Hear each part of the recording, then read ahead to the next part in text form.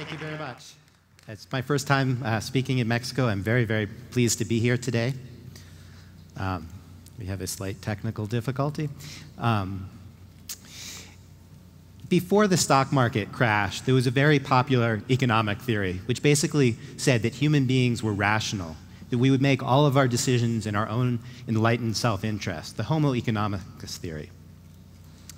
There's a similar kind of optimism about the human mind expressed by Steven Pinker, who's been here several times.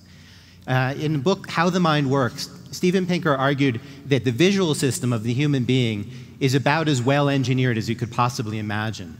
And then he said, if the visual system is very well engineered, what about the rest of the brain? What about the parts that allow us to make decisions, to interpret things, to act on what we see? If vision works, why not the rest of the mind?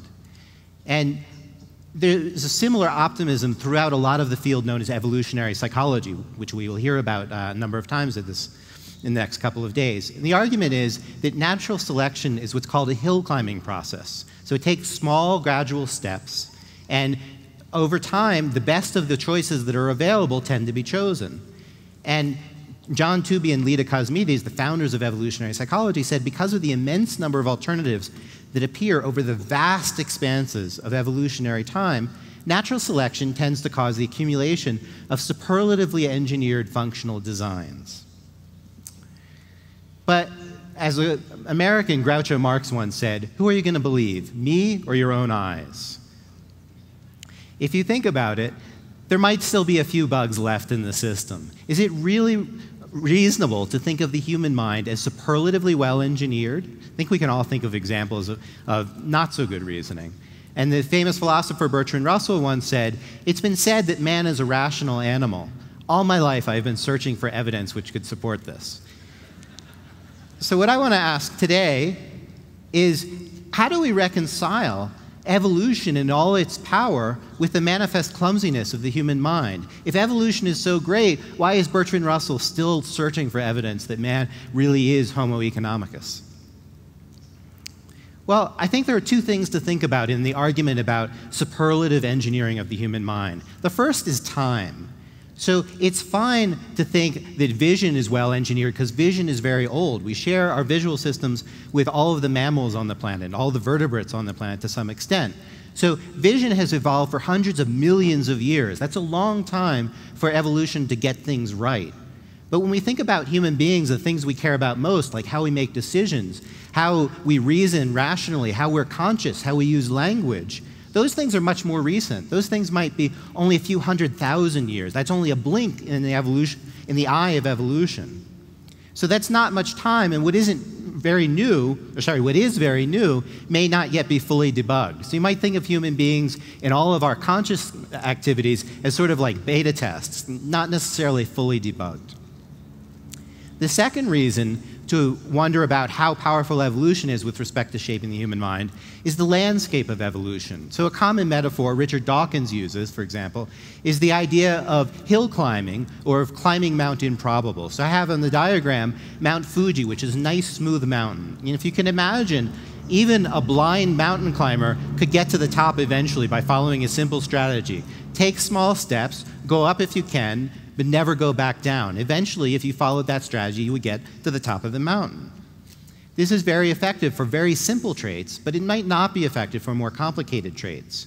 So imagine that you followed that same strategy. Take small steps, go up but never go down, and you did that in the Himalayas. Well, that's a much more jagged surface, a jagged landscape. And in a jagged landscape, what can happen is you can get caught in what an engineer would call a local minimum or local maximum. You get to a point that's higher than anything else around, but much higher than the snow line. So you have something that works, but doesn't work very well. A good example of this is the human spine. The human spine is a lot better than nothing in terms of making a bipedal creature. So our human spines allow us to stand upright, which allows us to free our hands, allows us to hold things in our hands to use tools, and that separated us from any other species, all other species in some ways on the planet. But it's a very clumsy design, so many in this room will have experienced back pain and cursed the design of the human spine. We have a single column that supports 70% of our body weight. A single column is kind of like a flagpole Flagpoles are good for holding up the weight of little pieces of cloth that flap in the breeze. But we have the heaviest brain per body size on the planet supported by that single column. So when you have a design that's clumsy and inelegant, engineers call that a kludge. If it gets the job done, but you could imagine doing a lot better. I believe the word in Spanish is apaño. Here is a good example of another kludge. There was a graduate student in University of Texas who couldn't afford to have a proper air conditioner in his car. So he took a blowtorch and duct tape. You always find duct tape in kludges. He put together the air conditioner on top of the car, the house air conditioner on top of the car. So it wasn't the most elegant ride on campus, but it got the job done. So that's a kludge. Clumsy, inelegant, but good enough. Engineers often make kludges because they're in a hurry. One of the most famous ones was on Apollo 13. People were in a space capsule. They had the wrong kind of air filter, and people figured out how to use duct tape, always part of the kludge, and socks and so forth, and they made a substitute air filter, and that allowed the astronauts to make it back home. But that doesn't mean that if you were building an air filter with the luxury of time that you would build it anything like that. And I don't know how popular this television show is in Mexico, but in America we have a show called MacGyver. And MacGyver every week would make a different kludge. He would make running shoes out of duct tape and the floor mats of his car, for example. And the famous slogan was, "What would MacGyver do if all he had were spare parts?" So kludges are about putting spare parts together in new but not necessarily the most efficient ways. Evolution builds kludges for several different reasons. The first of them is evolution has no foresight. So it's not like some intelligent designer said, I'd like to make a bipedal creature, I'd like it for it to be intelligent, for it to be nice to other members of its species and so forth, and I'd like it to be upright. Well, what would be the best way to make it upright? The first thing an intelligent designer might say is, I'll try a single column and support the weight. And the intelligent engineer would say, no, that's not a very good solution. Maybe I'll use 3 columns instead. I'll make a tripod. That'll support the weight better. Or I'll have 4 columns and shock absorbers, and the creature will be able to go over bumps. So an intelligent engineer could have done a much better job.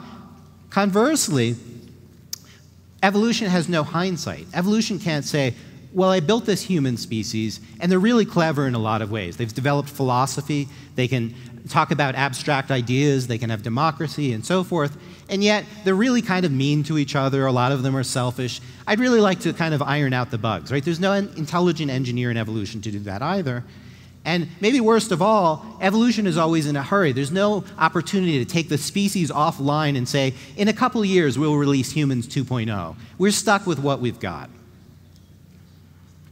So the moral of the first part of what I've talked about today is a simple one. We can't expect evolution to be perfect. Evolution can do a really good job in a blind way, as Richard Dawkins has talked about, but that doesn't mean we should expect it to do a perfect job. And I want to talk a little bit about the particular ways in which it often does a less than perfect job. I want to borrow from Isaac Newton. Newton talked about inertia, which is the idea that an object that is at rest stays at rest. An object that's in motion continues in motion.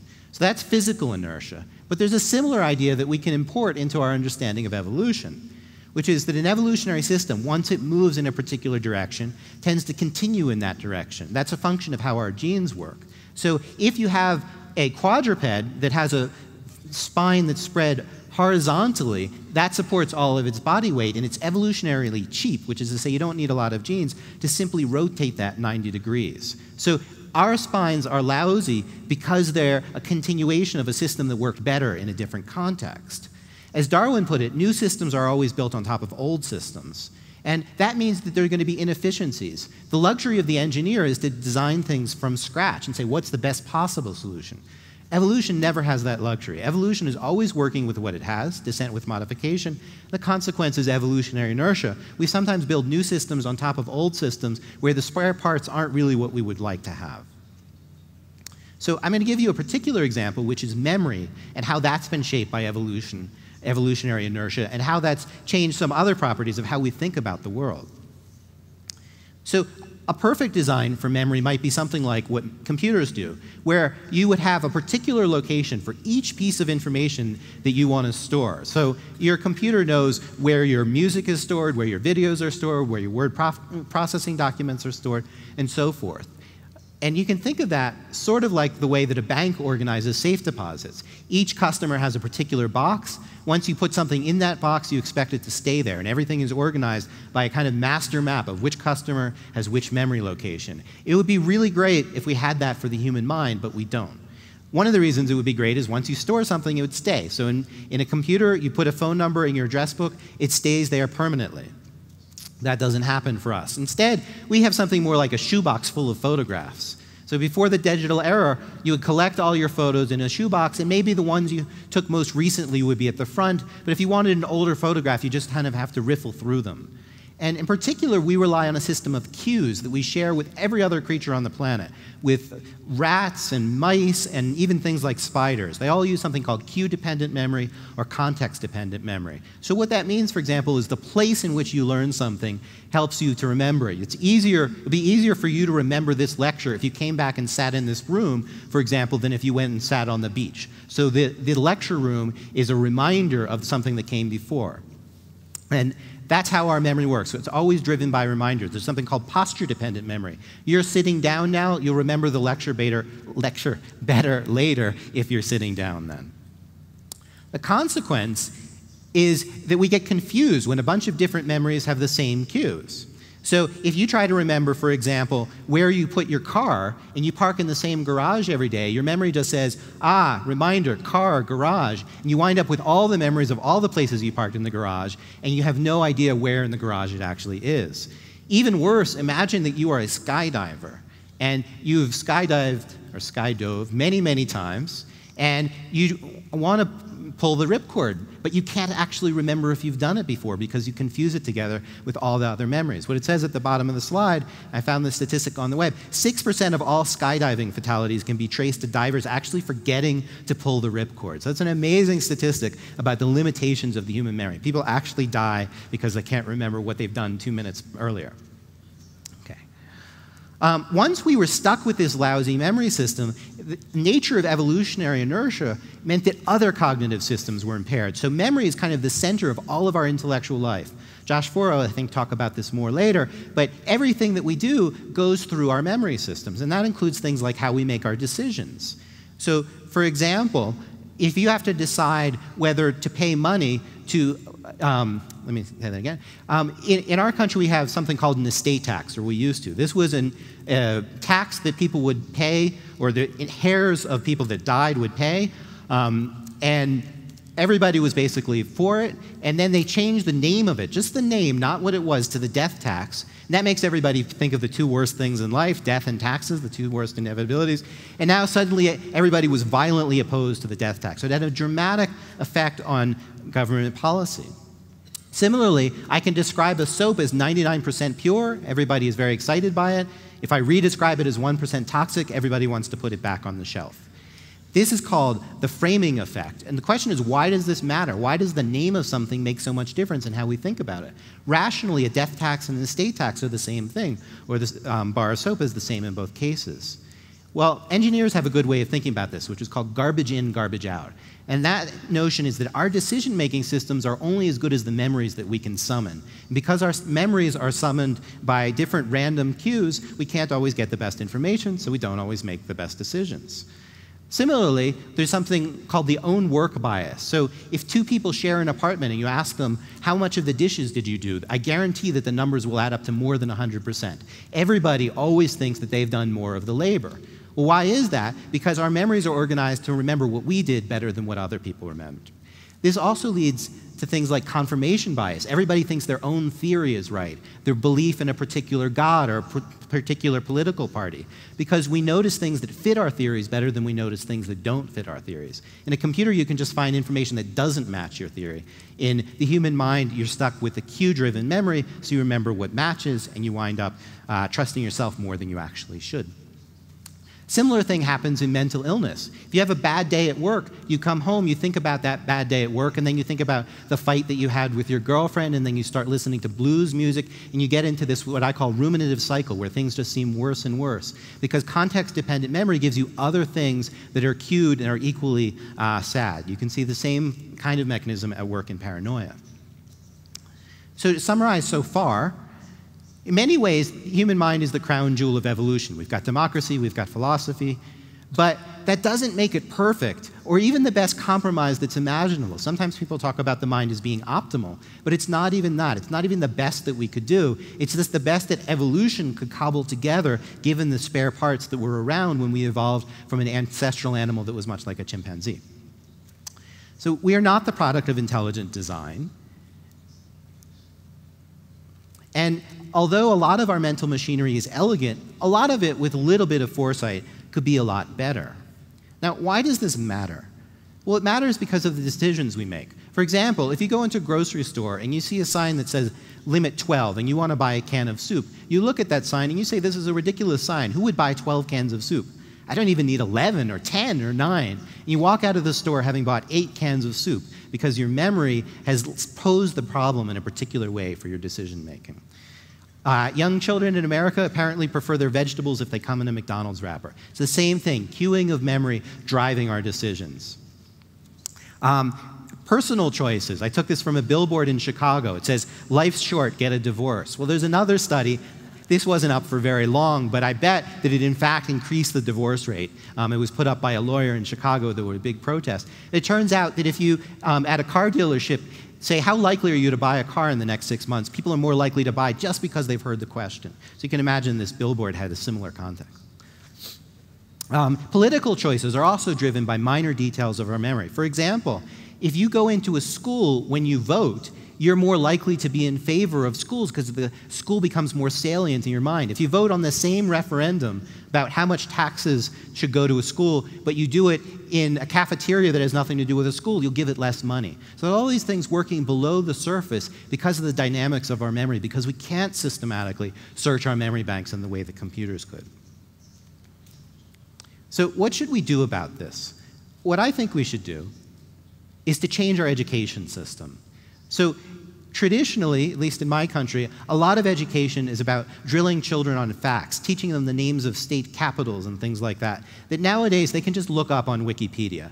I mean, many facts are very easily accessible. There's some you're always going to have to know, like you're always going to have to memorize the times table. But a lot of the facts that we teach children in school, we might not need to. And that would give us more time to teach them other things. Of course, you can't change the curriculum unless you find the time. I think we should find the time by having less facts. And instead, I think what we should do is to teach children something about the limitations of their own minds. So where the human mind is vulnerable to bias, where our reasoning system breaks down, where our memories can't be trusted, some of the kinds of things that I taught you today.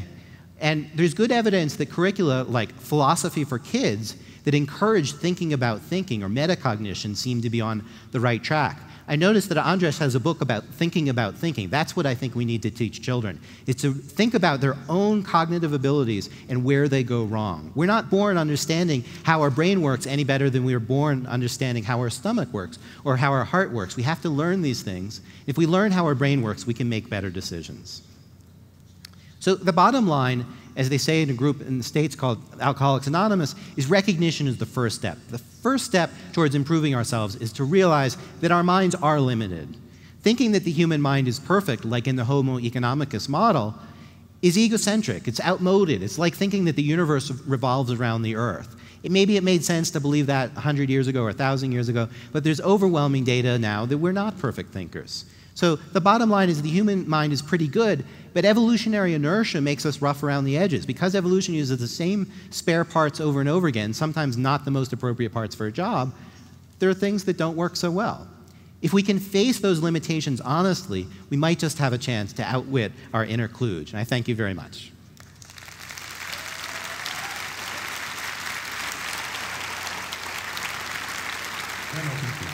Gary, thank you very, very much. Thank you. I know that you're writing a new book of how people like me or people that is 40 years or older can learn to play guitar. That's right. Could you tell us a little bit about it? I think of my new book. It's called Guitar Zero, which is a play on a video game called Guitar Hero, where you pretend to be a rock and roll star. I think of this book as my midlife crisis book. It's about, what a person can do when they're 40. Can you reinvent yourself? So when I was a child, I tried to learn to play recorder, that instrument sort of like a flute, and I was so bad I got kicked out of class. The teacher suggested I might find better things to do with my time. But I always loved music, and when I had a little bit of time off after a number of years, I decided this was my chance, I was going to try. And so this book, Guitar Zero, is about adults and kids and how they learn differently, and it's about how human beings with their kludgy minds manage to learn music. And there's also a lot of fun interviews with rock stars and music teachers and so forth. Thank you very much, Gary. Thank you. Fantastic. Gracias. Thank you. Muchas gracias.